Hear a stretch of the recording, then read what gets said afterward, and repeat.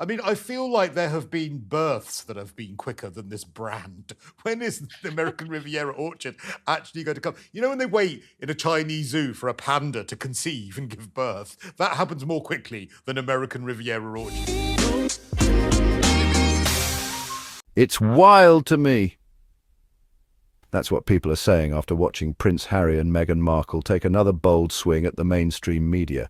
The royal rebels are back, and this time they're not just fighting back. They're aiming to tear the system down.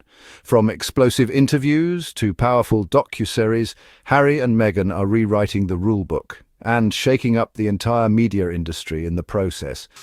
Hi, and welcome to another Pump Up the Jam, where we dissect the dog biscuit duchess and the deluded duke. Meghan and Harry, I'm Christo in London. Kinsey, are you there? I am. I'm over here in Los Angeles, California.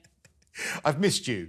We've had a week off. It's nice to see you again. And of course, so much has happened in that week. And over the course of the next 30 minutes, we'll be talking... Did you buy a Miami Vice blazer? Is that what happened in the last week? I'm very stylish, thank you. This is what's known as style, thank you. Mind you, I have to say though that jacket is very Meghan Markle. So, and talking of which, we're going to be. It's not. It's fast fashion. Meghan would never. Oh yeah, that's true. It's not Chanel.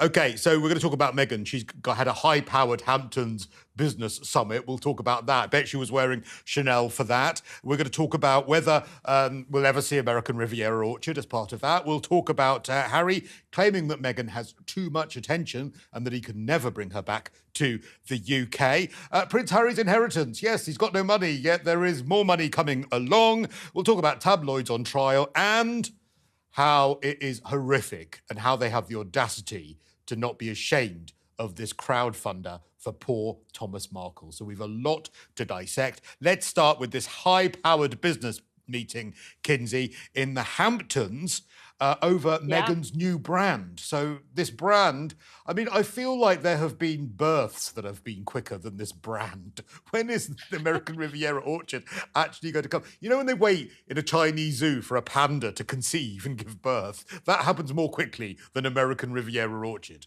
Well, Meghan Markle attended a summit in the Hamptons Friday titled the G9 Ventures Summer Summit. This was hosted by a power broker named Amy Griffin, who is, very, very well respected and has very deep pockets here in the States. Meghan, she actually flew from Santa Barbara by private jet with entrepreneur Jamie Kern Lima. She is a makeup guru. She was a local news personality, and she was trying to figure out how to cover up some of her birthmarks on her face, created this incredible line of cosmetics, sold it for millions of dollars, and now she's a motivational speaker, friends with Oprah Winfrey. So I am not surprised that Meghan is attracted to someone like her. I'm surprised that Jamie is attracted to someone like Meghan. I tried to study under Jamie about 4 or 5 years ago because she, like I said, she's a motivational speaker. You can go to her conferences, things like that. But it gave a little MLM, like, hey girl, like it just was a little bit too much like multi-level marketing feeling. And so I distanced myself. But according to Page Six, Meghan was at this event trying to pick up some tips for American Riviera Orchard. I would argue that I also bet she was trying to find guests for her podcast, which we expect to launch on Lemonada Media in 2025. Meghan's been doing a lot of networking lately. She was also recently seen out with Father of the Bride star Kimberly Williams Paisley out in Santa Barbara. Buckle up. This is the inside story of their war with the media. Let's get into it. It all started with the tabloids. The British press painted Meghan as a villain from day one, twisting headlines, stirring controversy, and pitting her against the royal family. Remember the headlines comparing Meghan's avocado toast to Kate's baby bump? Yeah, the double standards were painfully obvious. Harry wasn't having it. That rare public statement defending Meghan, that was the first shot in this media war. When they left the UK, the headlines didn't stop, they just got nastier. But moving to America gave them something new, control.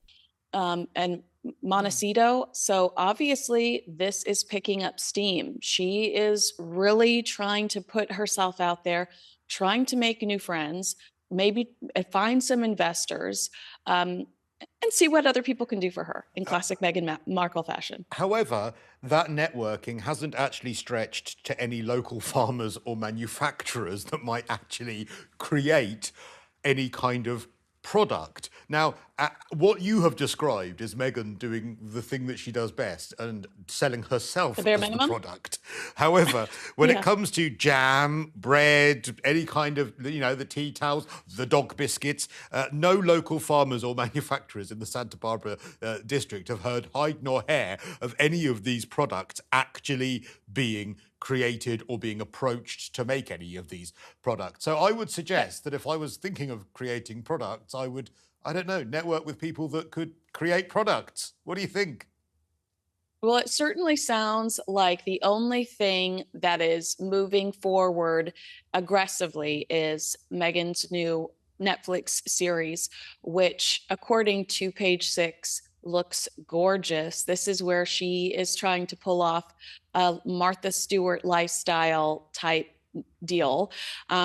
This is expected to come out in 2020, at the beginning of 2025, which surprises me because Limonada, according to Richard Eden, was paused until 2025 because they apparently did not want to compete with this Netflix series or American Riviera Orchard. They say that it's taking months to edit because it's being synced for countries around the world. But we can see it at the beginning of 2025. Still no date confirmed with all of that information, no date confirmed for the launch of American Riviera Orchard. And my favorite part is that Prince Harry is strongly rumored to make at least a few cameos in the series, which, how could he not? What is Meghan Markle without Prince Harry? And I love that, oh yes, they're taking time to edit it because of all the different markets. No, of course they're not. Meghan is in that edit room making that poor editor's life a living hell. No, my hair is up. No, the lighting isn't good enough. No, I don't like my fingers in that shot on the food. You know that editor, his life is going to be hell. And then he's going to say, Meghan, I think that shot is okay. Don't you dare not call me Duchess. So that poor editor's life will be hell. But it is nice to hear that Harry will be, the door of the cupboard will be unlocked, that Harry is kept in, and he will be allowed to roam freely in the background before being shoved back in the cupboard, because, of course, it is all about Meghan. Now, whether she has any product to actually hoik during this cookery show, who knows? But it's interesting, because on the one hand, she's brilliant at marketing herself, networking, all of those things. She's got a lot of the Ava Perons about her. I've said that before.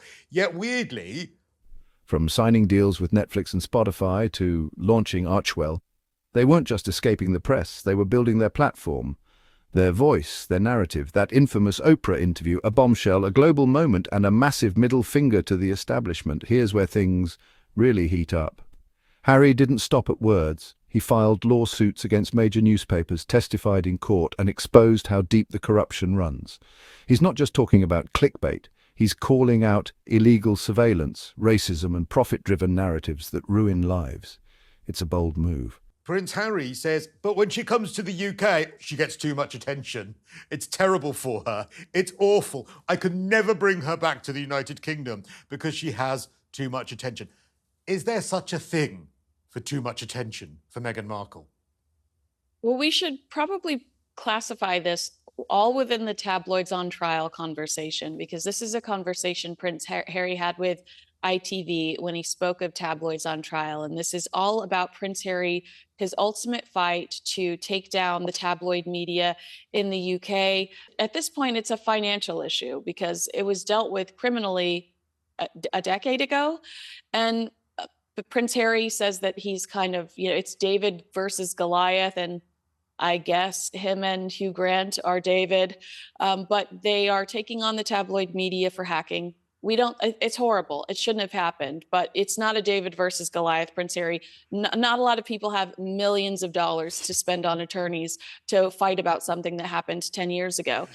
But the idea that well-known myth of David, the royal prince and movie star, taking on Goliath. I mean, it is amazing the analogies that he uses to describe himself. Well, he also calls himself a dragon slayer. He also refers to himself as like somebody still has their video game controller in their hand on a Tuesday at noon. Like get a real job, Harry. But I also wanted to quickly reference back to the Hamptons, where spies told Page Six that Meghan was moving around this restaurant called Zero Bond in the East Hamptons without security. And she stopped to talk to News Nation and former CNN anchor Chris Cuomo.